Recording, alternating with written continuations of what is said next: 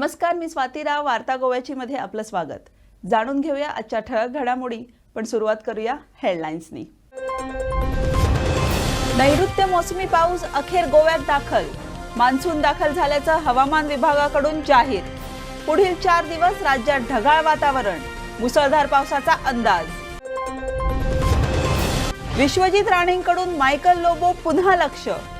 सार्वजनिक मालमत्ता हडपून काहींनी श्रीमंती मिळवल्याचा आरोप. बारदेसमधील जमीन गैरव्यवहार उघड करण्याचा राणेंचा पुनरुच्चार. ओल्ड गोवात बनावट कॉल सेंटरचा पर्दाफाश. अमेरिकन नागरिकांना लुटणाऱ्या मास्टरमाइंडसह 8 संशयितांना अटक. 14 कम्प्युटर, 8 मोबाईल फोनसह काही वस्तू जप्त. गोवा वेल्ल्यातील बायपास रस्त्यावर 3 वाहनांचा भीषण अपघात. कार चालकाचं नियंत्रण सुटल्यानं जीपला धडक. कार चालक उरफान खानचा जागीच मृत्यू. आणि कोरोनाचा धसका आणखी वाढला. 24 तासात आढळले 77 रुग्ण. सक्रिय रुग्णसंख्या 431 वर. नैऋत्य मोसमी पाऊस म्हणजेच मान्सून अखेर शुक्रवारी गोव्यात दाखल झाला.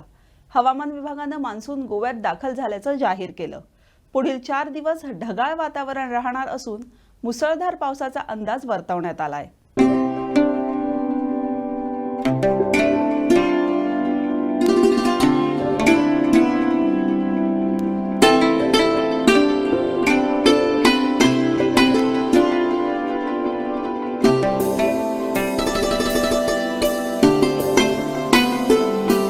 सुमारे 10 दिवसांपासून प्रतिकूल वातावरणामुळे आगेकूच करू न शकलेल्या नैऋत्य मोसमी पावसानं अखेर शुक्रवारी गोव्यात प्रवेश केला.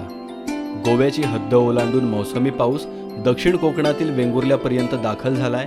त्यामुळे गोवा आणि कोकण किनारपट्टीसह पश्चिम महाराष्ट्रातील काही भागात 2 ते 4 दिवस मुसळधार पावसाची शक्यता हवामान विभागाकडून वर्तविण्यात आली आहे. मोसमी पावसानं यंदा सर्वसाधारण वेळेच्या 2 दिवस आधीच म्हणजे 29 मे रोजी केरळमधून भारतात प्रवेश केला होता. या काळात अरबी समुद्रातून मोठ्या प्रमाणात बाष्प येत असल्यानं आठवड्याच्या कालावधीतच मोसमी पावसाचा गोव्यात प्रवेश होण्याचा अंदाज वर्तविण्यात आला होता. मात्र वाऱ्यांचा वेग कमी होऊन मोसमी पावसाच्या प्रवासात अडथळा निर्माण झाला. 31 मे रोजी कर्नाटकच्या कारवारपर्यंत आणि गोव्यापासून काही अंतरावर मोसमी पाऊस पोहोचला. मात्र त्यानंतर त्याची कोणतीही प्रगती झाली नव्हती. अरबी समुद्राच्या बाजूने मोसमी पावसाचा प्रवास गेल्या 9 ते 10 दिवसांपासून थांबलेला होता. मात्र आता पोषक वातावरण तयार झाल्यामुळे मान्सूननं आगेकूच केली आहे. या संदर्भात गोवा हवामान विभागाचे शास्त्रज्ञ राहुल यांनी सविस्तर माहिती दिली आहे. दिन यानी कि 10 जून को south west monsoon has advanced into entire Goa, यानी कि पूरे जो गोवा स्टेट है उसको मानसून करंट्स ने कवर किया है. और पूरे गोवा के साथ साथ some parts of south Maharashtra यानी कि साउथ कोंकण के कुछ रीजन में भी आज के दिन मानसून पहुंचे हैं.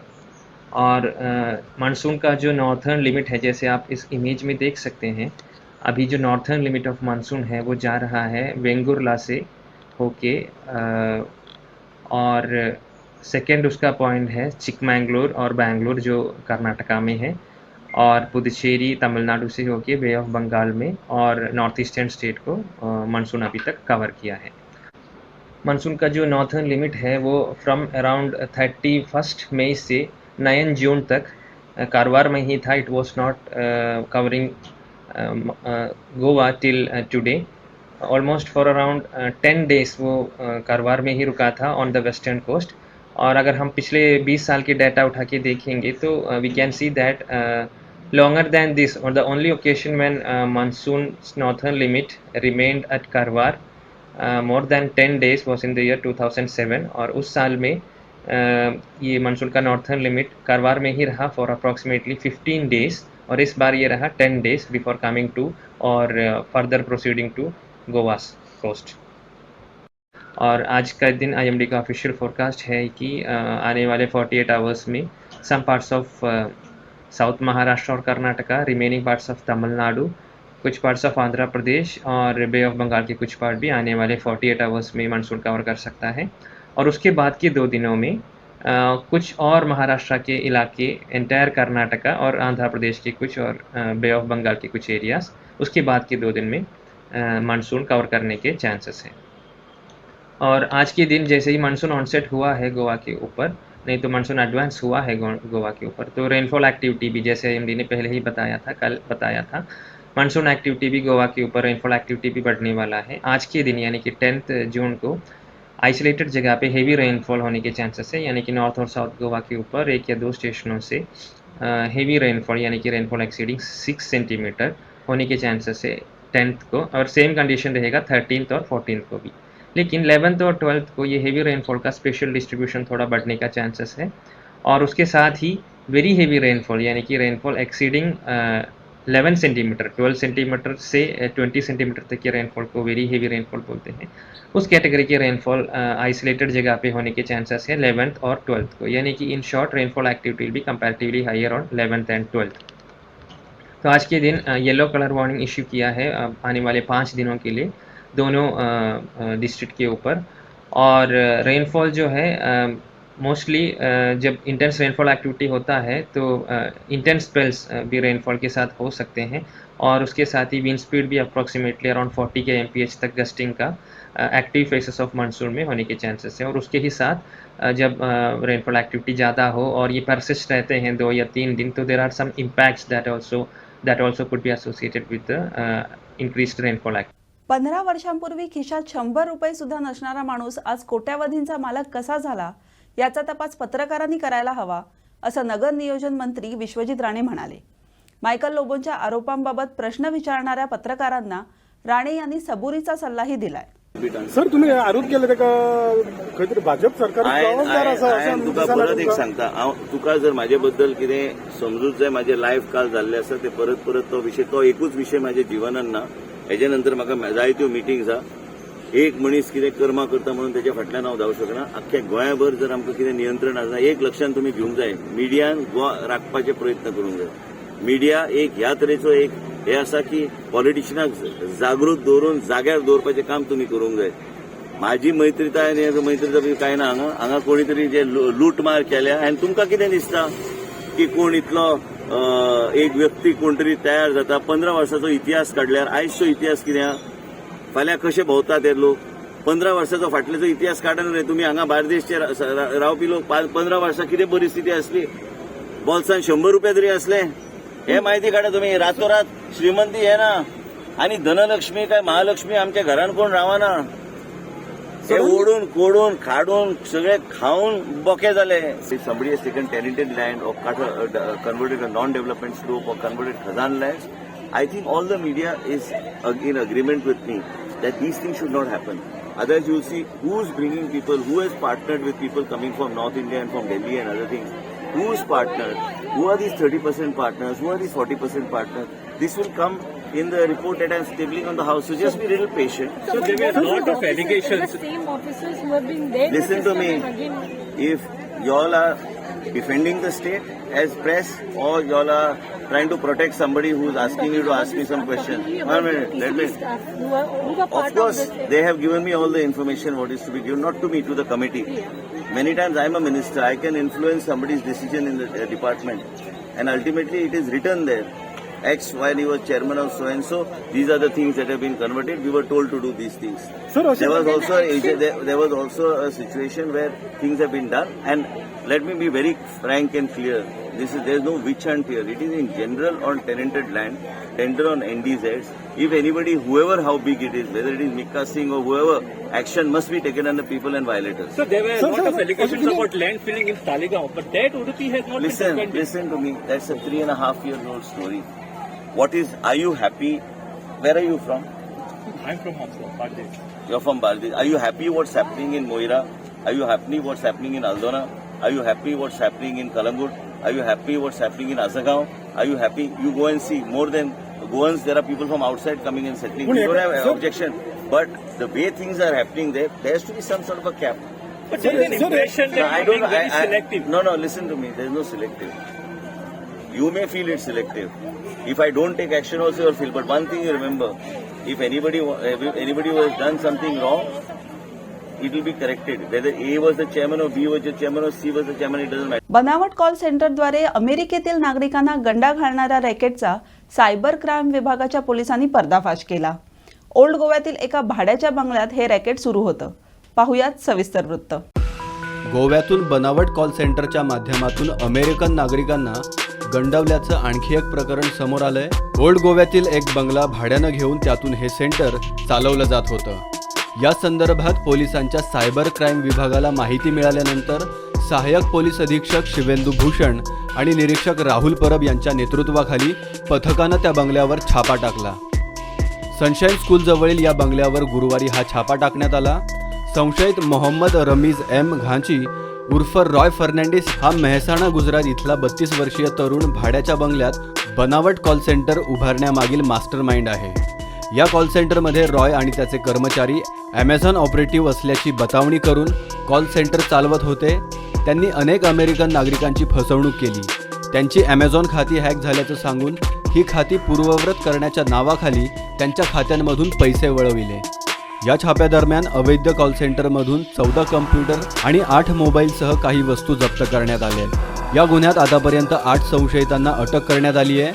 सहाय्यक अधीक्षक शिवेंदू भूषण आणि निरीक्षक राहुल परब यांच्या मार्गदर्शनाखाली सहपोलीस निरीक्षक Devendra Pingale, Sarvesh Sawant, Sheetal Naik, head constable Yogesh Khandepar, constable Sagar Gawas, Mayuresh Rane, सहयोग शेटिये, विनय आमोणकर, विशाल शितोळे, संदेश नाईक, इब्राहिम करोला, निलेश नाईक, IRBचे कॉन्स्टेबल नझीर सय्यद यांनी ही कारवाई केली आहे. दरम्यान यापूर्वी 15 एप्रिलला पिळर्ण इथल्या एका भाड्याच्या घरातून चालवल्या जाणाऱ्या एका बनावट कॉल सेंटरचा प्रकार समोर आला होता. या कारवाई दरम्यान 5 गुजराती संशयितांना अटक करण्यात आली होती. आपण मायक्रोसॉफ्ट कंपनीचे कर्मचारी असल्याची बतावणी करून त्यांनी अमेरिकन नागरिकांना गंडा घातला होता. ब्युरो रिपोर्ट, गोवन वार्ता लाईव्ह.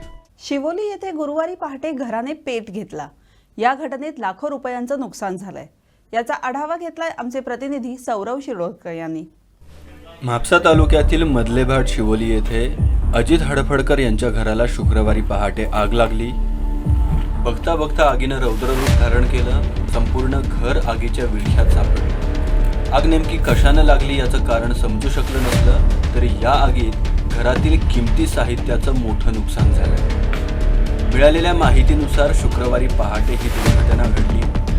अचानक लागलेल्या आगीत जीवितहानी झाली नसली तरी हडफडकर कुटुंबियांचं मोठं आर्थिक नुकसान झालं. हडफडकरांच्या घराला आग लागल्याचं समजताच स्थानिकांनी गर्दी केली आणि आगीवर नियंत्रण मिळवण्यासाठी पाण्याच्या पंपाच्या मदतीनं मदतकार्य सुरू केलं. अथक प्रयत्नानंतर सकाळपर्यंत कसंबसं आगीवर नियंत्रण मिळवण्यात यश आलं. नंतर गावकऱ्यांनी घराची पाहणी केली असता सर्वच साहित्य आगीनं गिळंकृत केल्याचं दिसलं. हडफडकरांच्या घरातील जीवनावश्यक वस्तू, महत्त्वाची कागदे, दागिने, पैसे यासह अन्य साहित्य जळून खाक झाले. दरम्यान आग विझवण्याच्या प्रयत्नात घर कामगार आरोल मुकलार हा गंभीर जखमी झालाय. जखमीवर गोम्याकोट उपचार सुरू असल्याची माहिती मिळते. रात्री प्रॉपर नागेने शॉर्ट सर्किट झाले असताना रात्री एका सुमार उचलला लागला. आपण त्यांना कोणतरी पळयला मस्त आवाज येता डम डम डम येता त्यांना सगळे लोक जमले वाटावले. त्यांच्याने ते जाता इथले प्रयत्न करून तसं पालयलो. मग त्यांच्याने पोलिसाक फोन केलो, फायर ब्रिगेडीक फोन केलो. मागीर लास्टाक फायर ब्रिगेड येयली. त्यांच्यानंतर पळयलो सगळे बरे खाटी आसल्यो, बरे खाटी आसल्यो, चेरी आसल्यो, उदकाच्यो टाकी आसल्यो, गिजर आसले, गिजर आसले, वॉशिंग पायपलायन, वॉशिंग उदकाची पायपलायन आसली, लायटीचे सगळे जवळ, मोटर जवळ, उदकाचे टाके जवळ. साधारण कितले हे तुमकां नुकसान जालें? साधारण ॲटलिस्ट 5-6 लाख रुपये जातले. आनी सगळे तेच्या मदेर गेले ना सगळे. हय घर पयलीं आसलें म्हणजे. हय घरातले. न्ही पूण तुमी इलेक्ट्रीक डिपार्टमेंटाक सांग बी ना काडा बी. त्यांच्यान तशें तेच्या बापायन बी केल्ले इन्फॉर्मेशन दिले. आतां तो ना बापूय चड आसा. पूण सारकी तेंकोन आहा म्हणून आनी तेजेच शॉर्ट सर्कीट जालें. दिसता तेजेच आसना. कित्याक काल वारो गेला, पावस लागला, एक टच लागून भायर गेले आसतले. एकामेकांचे कोळशिल्ल्यान उदीक मारीत रावले. उजो पोत पाला ना, उजो बरो मोठो जावंक लागलो. मारता इतक्यान त्याच टायमार पावस येयलो. पावसानूय आनीक जावंक लागले. सगळे जाण इकडेतले तिकडे धावाक आहा पालयता करून. तो आनीक मोठो मोठो जायत रावलो. मागीर मातशें आतां 1-1.5 वरान फायर ब्रिगेड येयली. मागीर फायर ब्रिगेडीन पालयलो तरी पूण उजो सोंपात ना. कबारूच जायना मागीर ते फायर ब्रिगेडीचे सगळे सोंपले इंजर्ड जालो तो आमचो हेरल मुखला तो वयर चडलेलो सगळे आमी कोसल्यो दिवन उदीक मारताले तेंचेर म्हटल्यार तो नळो आनी वासो उलपन हे जावन तो सोमतो सकयल उब्यानीच पडलो आतां तेका पांय सुद्दां लागना सारको इंजर्ड आहा तो खंय आहा आतां? आतां काल तेका पयलो हांगा येलो इगर्जे कडेन हॉस्पिटलान ते जायना म्हणून तेका सोमतो हेल्थान येलो हेल्थान एक्सरे बी काडला बँडेज म्हापसा मागीर बँडेज बी करून आतां तेका घरा हाडला आयज परत तेका पयला काल रातचो टायम सारको बातमी आगीची. कुर्टी येथे गुरुवारी रात्री अग्नितांडव पाहायला मिळालं. पाहुयात सविस्तर वृत्त. फोंडा तालुक्यातील कुर्टी भागात गुरुवारी अचानक लागलेल्या आगीनंतर एकच गोंधळ उडाला.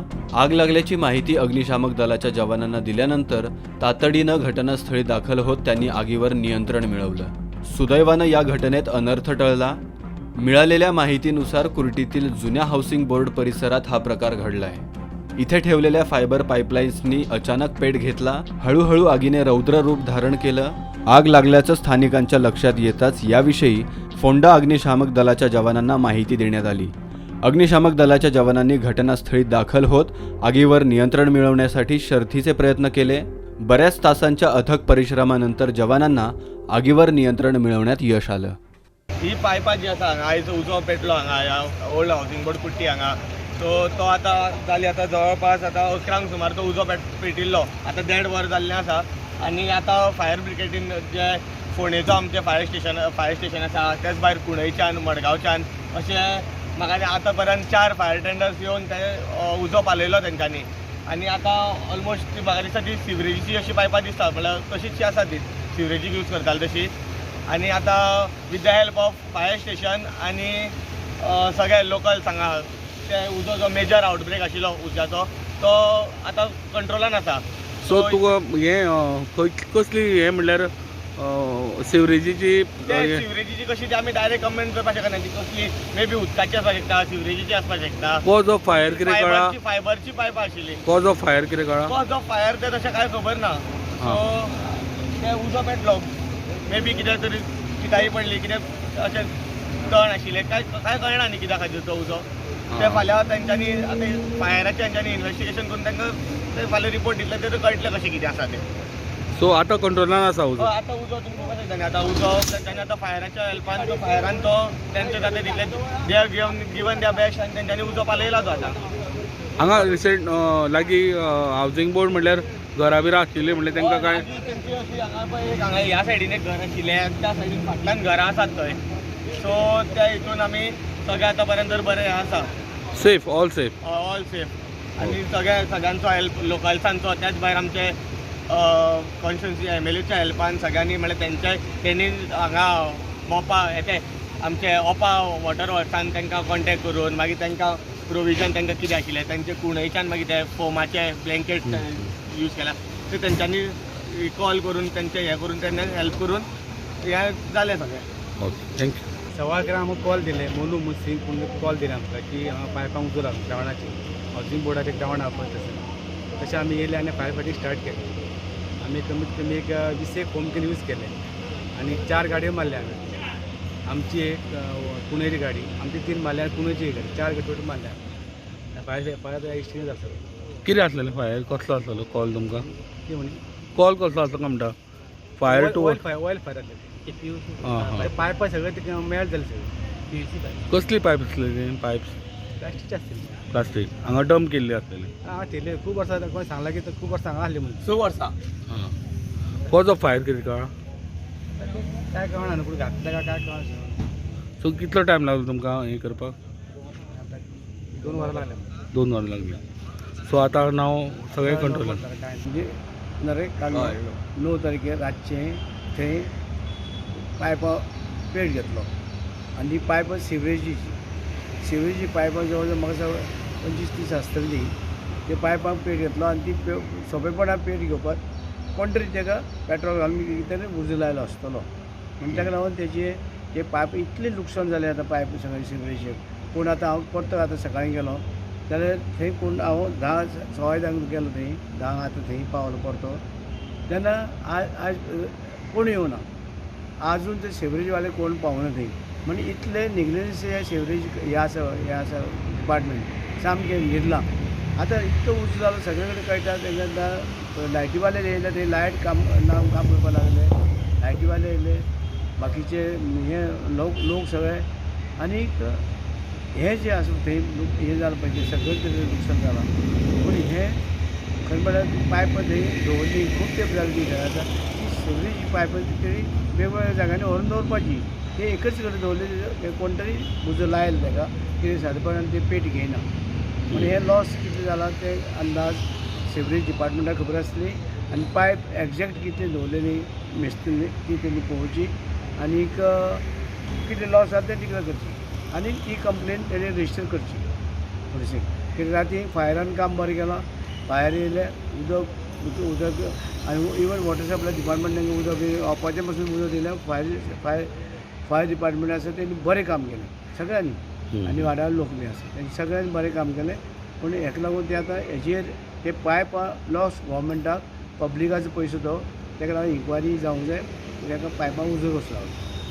पेडणे तालुक्यातील तुये गावात बेकायदा चिरेखाणीवरून खाण खात्याने जमीन मालकांना दंडात्मक कारवाईच्या नोटिसा पाठवल्याने एकच खळबळ उडाली आहे. बेकायदा चिरेखाणी सुरू असताना तक्रारी करूनही डोळ्यावर पट्टी बांधून राहिलेल्या खाण खात्याला आता अचानक कशी काय जाग आली असा सवाल हे जमीन मालक करत आहेत.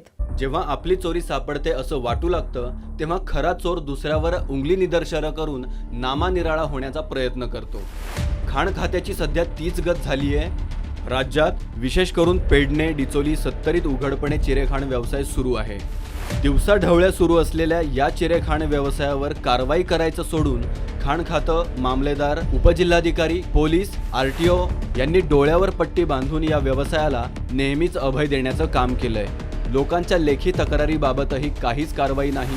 उलट तक्रारदारांना धमकावणं आणि दबाव टाकून त्यांना तक्रार करण्यास परावृत्त केल्याचेही प्रकार सर्रासपणे चालतात. या एकूणच व्यवसायातून लाखो रुपयांच्या हप्त्यांची उलाढाल होत असते. आता बेकायदा चिरेखाण्यांच्या उघड्या आणि धोकादायक खंदकांची गंभीर दखल घेऊन राष्ट्रीय हरित लवादानं महसूल अधिकारी आणि खाण खात्याला चांगलंच फैलावर घेतल्यानंतर खाण खात्यानं आपली जबाबदारी झटकून आता जमीन मालकांवरच ठपका ठेवलाय. उपजिल्हाधिकाऱ्यांमार्फत जमीन मालकांना नोटिसा पाठवल्यानंतर आता खाण खात्यानं लाखो रुपयांच्या दंडात्मक कारवाईच्या नोटिसा जमीन मालकांना पाठवल्या आहेत. एका तुये गावातील जमीन मालकांनाच मिळून सुमारे 7,57,00,000च्या दंडाच्या नोटिसा पाठविण्यात आल्या आहेत. खाण खात्याच्या या कारवाईमुळे येथील स्थानिक लोक बरेच संतप्त बनले असून चिरेखाण व्यावसायिकांना अभय देऊन या व्यवसायाची पाठराखण करणाऱ्या खाण खात्याला हा दंड ठोठावण्याचा अधिकार आहे का असा सवाल त्यांनी केलाय. या व्यवसायातून खाण, महसूल, पोलीस, RTO तसंच स्थानिक पंच सदस्यांना हप्ते दिले जातात. याच्या सुरस कथा आता या निमित्तानं ऑन रेकॉर्ड आणाव्या लागतील असंही काही लोकांचं म्हणणं आहे. खाजगी जमीन मालकांना नोटिसा पाठवल्यानंतर आता खाण खात्याने सरकारी जमिनीत चिरेखाण व्यवसाय चालतो त्यासाठी कुणाला नोटिसा पाठवल्या असा सवालही लोकांनी केलाय. गोव्यात ठिकठिकाणी विशेष करून पेडणे, डिचोली, सत्तरी, धारबांदोडा, सांगे आदी तालुक्यात मोठ्या प्रमाणात चिरेखाणी चालतात. चिरे किंवा रेती हा बांधकामातील एक अत्यंत महत्त्वाचा घटक आणि स्वाभाविकपणे या दोन्ही घटकांचा उपयोग हा बांधकाम क्षेत्रात उघडपणे होतो हे सगळ्यांनाच माहीत आहे. या बेकायदा चिरेखाणींची उघडी खंदकं आज ठिकठिकाणी आपल्याला दिसून येतात आणि ही खंदकं आज माणसांसाठी आणि जनावरांसाठी धोकादायक बनलेली आहेत. आणि याच संदर्भात गोवा एन्व्हायरमेंट प्रोटेक्शन टीम यांनी NGTमध्ये एक याचिका दाखल केली होती आणि त्या अनुषंगाने NGTने महसूल अधिकारी जे आहेत, डेप्युटी कलेक्टर, मामलेदार यांची कान उघडणी करून त्यांच्याकडून या संबंधीचा अहवालच मागितला होता. आता खरं म्हणजे या चिरेखाणींची खंदकं ही खाण खात्याच्या निष्क्रियतेची प्रतीकं असं म्हणायला पाहिजे. कारण चिरेखाणीचा व्यवसाय हा छुपा बंद खोलीत करता येत नाही, उघडपणे हा व्यवसाय चालतो. जर हा व्यवसाय बेकायदा आहे तर मग खाण खातं, पोलीस, महसूल अधिकारी, मामलेदार, डेप्युटी कलेक्टर, RTO ही सगळी लोक काय करतात? स्वाभाविकच या सगळ्या लोकांची एक लॉबी आहे आणि हप्ते घेऊन हा सगळा बेकायदा व्यवसाय सुरू आहे हे जग जाहीर आहे. एवढं करूनही खाण खात्याने आता एक नवीनच प्रकार सुरू केला आहे. हा सगळा व्यवसाय होऊन गेला या सगळ्या चिरेखाणीच्या व्यावसायिकाकडनं या सगळ्या अधिकाऱ्यांनी पैसेही लाटले आणि आता या उघड्या चिरेखाणीच्या खंदकामुळे जमीन मालकांना नोटिसा पाठवून लाखो कोट्यवधी रुपयांची दंड ठोठावण्याचं काम हे खाण खात्यानं केलेलं आहे. पेडणे तालुक्यातील तुये गावातील जमीन मालकांना या संबंधीच्या नोटिसा पोहोचलेल्या आहेत आणि त्यांच्याकडून सरकारनं लाखो रुपये रुपयांची वसुली करण्याची डिमांड नोटिसीस या लोकांना पाठवलेल्या आहेत. खरं म्हणजे या लोकांनी अनेक वेळा या प्रकारासंबंधी वेगवेगळ्या ठिकाणी तक्रारी केल्याची अनेक निवेदनं आहेत. खाण खात्याकडे तक्रारी केलेल्या आहेत, पोलीस खात्याकडे तक्रारी केली आहेत, मामलेदार डेप्युटी कलेक्टरकडे तक्रारी दाखल झालेल्या आहेत. या संदर्भात अनेक वेळा या चिरे व्यावसायिकांचे ट्रक, त्यांची मशीन्स जप्त करण्यात आलेली आहेत. परंतु या चिरे व्यावसायिकांवर कारवाई न करता थेट जमीन मालकांना डिमांड नोटीस पाठवून खाण खातं नेमकं काय करायला पाहत आहे. तुये गावातील जमीन मालकांना जवळजवळ 8 कोटी रुपयांच्या डिमांड नोटीस सध्या दाखल झालेल्या आहेत. त्यामुळे मोठ्या प्रमाणात तिकडचे स्थानिक लोक संतप्त झालेले आहेत. खाण खातं या कारवाईतनं नेमकं काय करू पाहतं. एक गोष्ट झाली की ज्या जमिनीत या चिरेखाणी पेडणे तालुक्यातल्या या तुये गावात सुरू आहेत, त्या सगळ्या जमिनी खाजगी जरी असल्या तरी त्या जमिनी कॉमन जमिनी, म्हणजे ज्याची मालकी ही एका व्यक्तीकडे नाही तर त्याची मालकी त्या गावातील समूहाकडे आहे, अशा पद्धतीच्या या जमिनी आहेत. आणि अशा पद्धतीच्या जमिनीत कुठलीही एक व्यक्ती तिकडचे ते प्रकार थांबवू शकत नाही. या तांत्रिक गोष्टी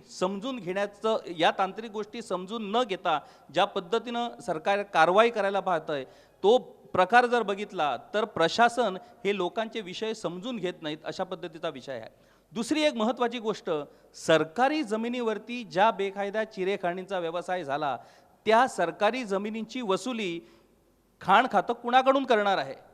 मामलेदार किंवा डेप्युटी कलेक्टर हे सरकारी जमिनींचे किंवा जमिनीचे कस्टोडियन अशा पद्धतीची त्यांची भूमिका असते.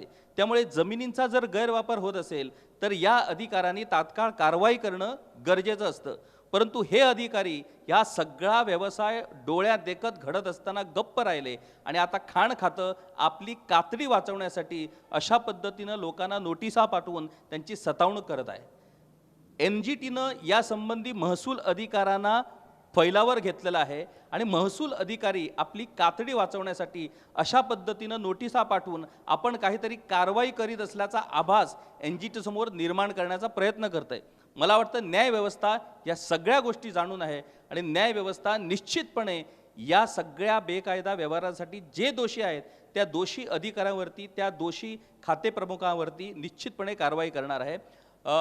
व्हिडिओ जर्नलिस्ट ऋषिकेश सावंत याच्यासह किशोर नायगावकर, गोवन वार्ता लाईव्ह. तर वार्ता गोव्याची मध्ये आजच्या पुरता इतकंच. पुन्हा भेटूया नव्या घडामोडींसह. तोवर तुम्ही पाहत रहा गोवन वार्ता लाईव्ह. नातं गोव्याचं, देणं मराठीचं.